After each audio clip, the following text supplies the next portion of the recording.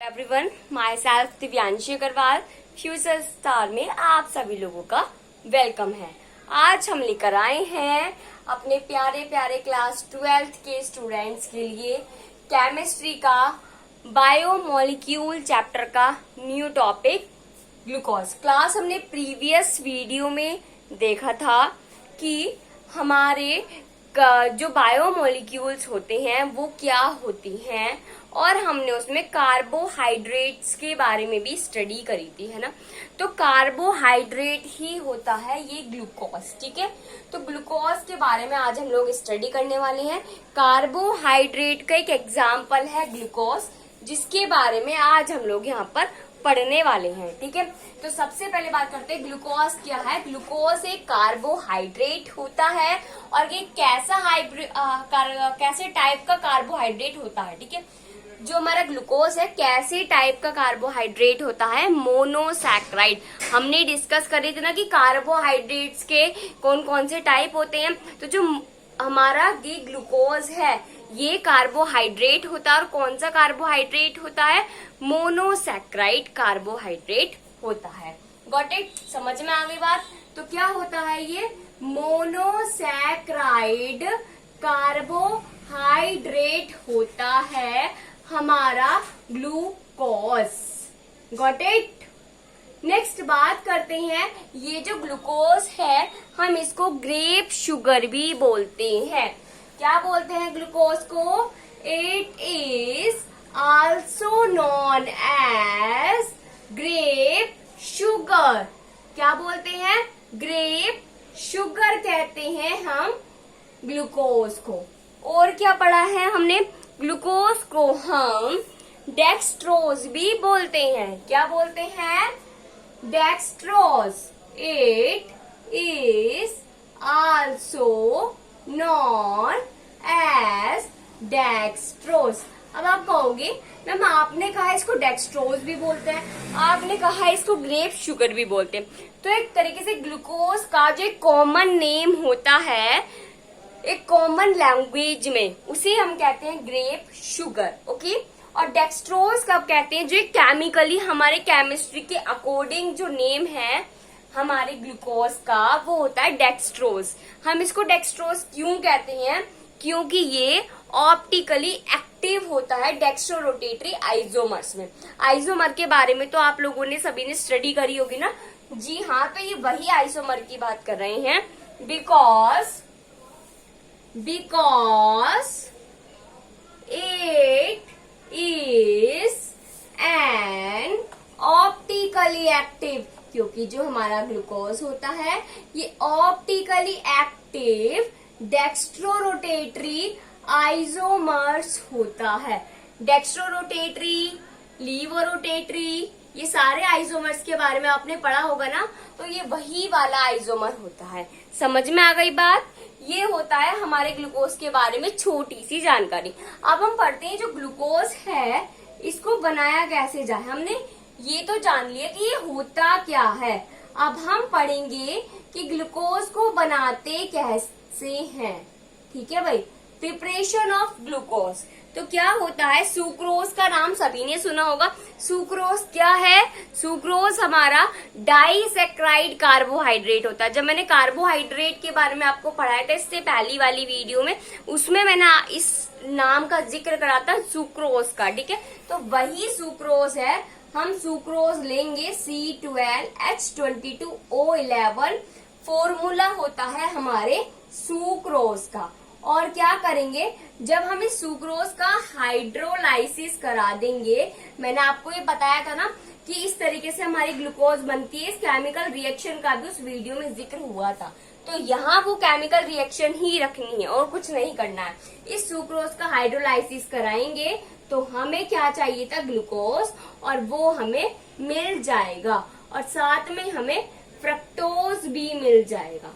फिलहाल हम यह ग्लूकोज की स्टडी कर रहे हैं तो ग्लूकोज के बारे में ही जानेंगे। समझ में आ गया? ग्लूकोज इस तरीके से बनता है, ये इसके बारे में छोटी सी जानकारी है, शॉर्ट नोट है। नेक्स्ट बात करते हैं सबसे पहले कि ग्लूकोज की क्या प्रॉपर्टी होती है। इसकी स्ट्रक्चर के बारे में बहुत सारी चीजें, इसकी स्ट्रक्चर कैसी होती है, किस तरीके की होती है, वो सारी स्टडी बाद में करेंगे। फिलहाल हम यहाँ पढ़ने वाले हैं इसकी केमिकल प्रॉपर्टी। ये हो गया, ओके, नोट डाउन कर लिया। अब हम पढ़ने वाले हैं ग्लूकोज की प्रॉपर्टी के बारे में। समझ में आ गई बात?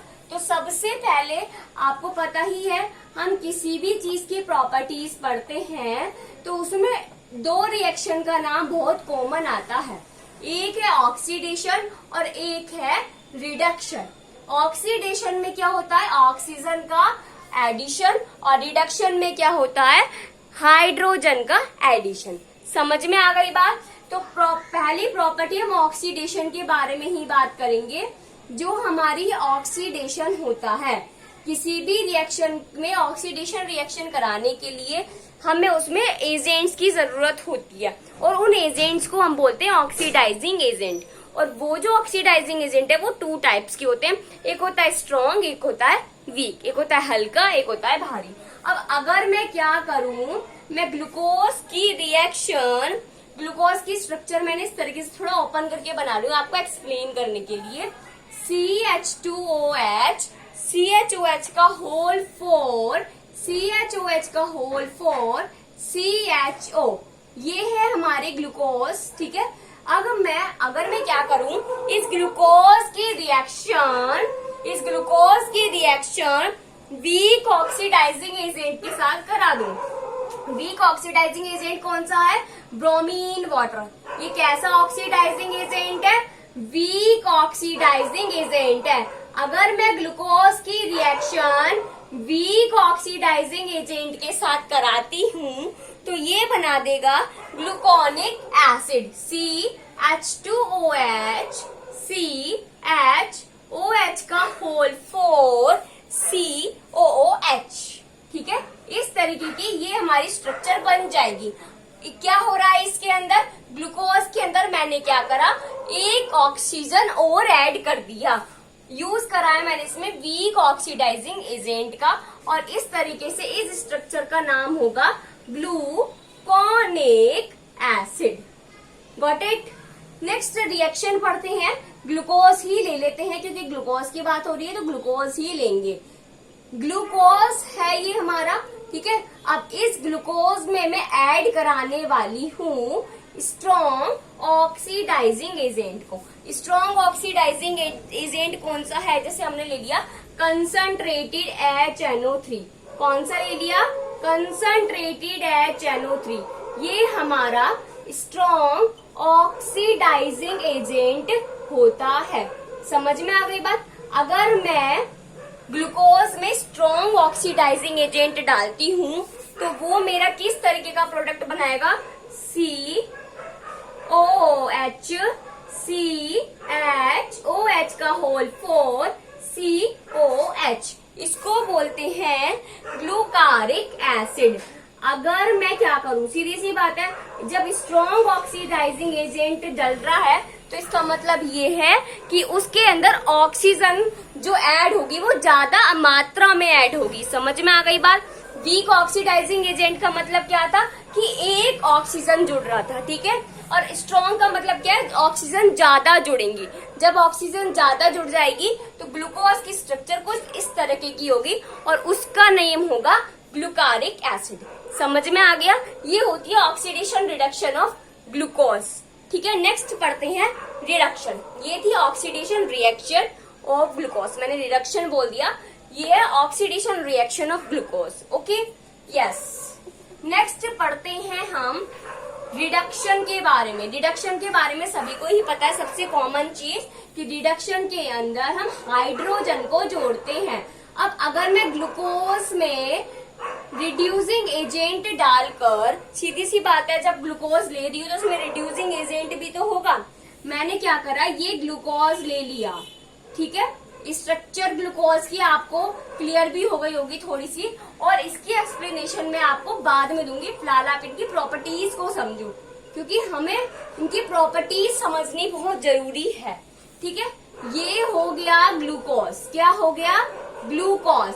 अब ग्लूकोज के अंदर मैंने डाला भैया रिड्यूसिंग एजेंट। रिड्यूसिंग एजेंट मैंने ले लिया NaBH4। जब जाहिर सी बात है रिडक्शन रिएक्शन हो रही है तो इसके अंदर क्या होगा, हाइड्रोजन का एडिशन होगा। अब जब इसके अंदर हाइड्रोजन जुड़ेगा तो मेरी स्ट्रक्चर कुछ इस तरीके की बन जाएगी, CH2OH, CHOH का होल 4, CH2OH। ठीक है, क्योंकि क्या हुआ, इस CHO के साथ एक हाइड्रोजन जुड़ गया और उसका नेम हो जाएगा ग्लूसीटोन। इस प्रोडक्ट का नेम हो जाएगा ग्लूसीटोन। आपको थोड़ा सा इन चीजों को लर्न करनी पड़ेंगी कि अगर उसके अंदर ग्लूकोज के अंदर एक हाइड्रोजन जोड़ दिया जाए तो जो स्ट्रक्चर बनकर आएगी उसका नाम होता है ग्लूसीटोन। ठीक है, अगर उसके अंदर हम वीक ऑक्सीडाइजिंग एजेंट जोड़ रहे हैं तो उससे जो स्ट्रक्चर बनकर आएगी उसका नाम होगा ग्लूकोनिक एसिड। अगर उसके अंदर हम स्ट्रॉन्ग ऑक्सीडाइजिंग एजेंट को जोड़ रहे हैं तो उससे जो स्ट्रक्चर बनकर आएगी उसको हम कहेंगे ग्लूकारिक एसिड। समझ में आ गई बात। नेक्स्ट पढ़ते हैं, अगर मैं क्या करूं, अपने ग्लूकोज में ऐड करा दूं HCN। किसका करा दूं, HCN। HCN का नेम क्या होता है, वैसे तो आप लोग क्लास 12th में है, आपको पता होगा, लेकिन फिर भी मैं आपको बता देती हूँ। HCN को कहते हैं हम हाइड्रोजन साइनाइड। मैंने वही काम करा, ग्लूकोज की स्ट्रक्चर बना ली अपनी, CH2OH, CHOH का होल 4, CHO। ये हो गया मेरा ग्लूकोज।